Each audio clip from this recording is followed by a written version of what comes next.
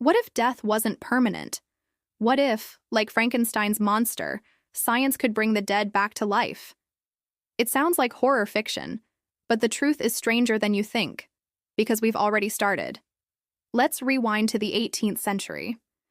In Italy, a scientist named Luigi Galvani discovered something shocking, literally. He touched a frog's leg with a metal scalpel during a lightning storm, and it twitched. It was the birth of a new science: bioelectricity. Galvani's nephew, Giovanni Aldini, took it further. He famously applied electric currents to the corpse of an executed criminal. The man's jaw clenched, his eyes opened, his body convulsed. To onlookers, it looked like resurrection. It was gruesome, theatrical, and it inspired Mary Shelley to write Frankenstein. But the real science didn't stop there. Fast forward to the 20th century. Doctors learned that death isn't always instant. A heart can stop, but a patient might still be revived. CPR became the first line of defense. Chest compressions, rescue breaths. Sometimes it worked. Then came defibrillators, devices that send powerful electric shocks through the heart.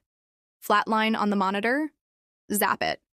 If you're fast enough, you might bring someone back from clinical death. Thousands of lives are saved this way every day. But what about real reanimation? What about hours or even years after death? Enter cryonics. Cryonics is the process of freezing a legally dead person in hopes that future technology can revive and cure them. Sounds like sci-fi? It's already happening. In facilities in the US and Russia, bodies, and sometimes just brains, are stored in tanks of liquid nitrogen at 196 degrees C. The goal? To halt decay until science catches up. Famous names have signed up for this second chance at life. Baseball legend Ted Williams, billionaire tech investors. Even AI expert Ray Kurzweil has expressed interest. They're betting on tomorrow's medicine to solve today's mortality. But here's the big question.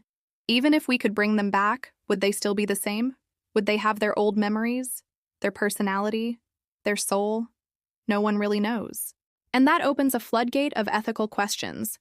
Is a reanimated person still that person or just a copy? What rights would they have? What if only the rich can afford to return? And what if the process fails, and they wake up in pain, confusion, or worse? Medical science is already testing the edges of what we call death. There are brain resuscitation experiments, organ preservation breakthroughs, trials using suspended animation during surgery. We're inching closer. But for now, death still draws a line we can't fully cross. Not yet. Still, somewhere in a frozen tank, someone waits, hoping their second life is just around the corner. If science gave you the option, would you choose to return? Thanks for watching. If you found this fascinating, don't forget to like, subscribe, and share your thoughts in the comments.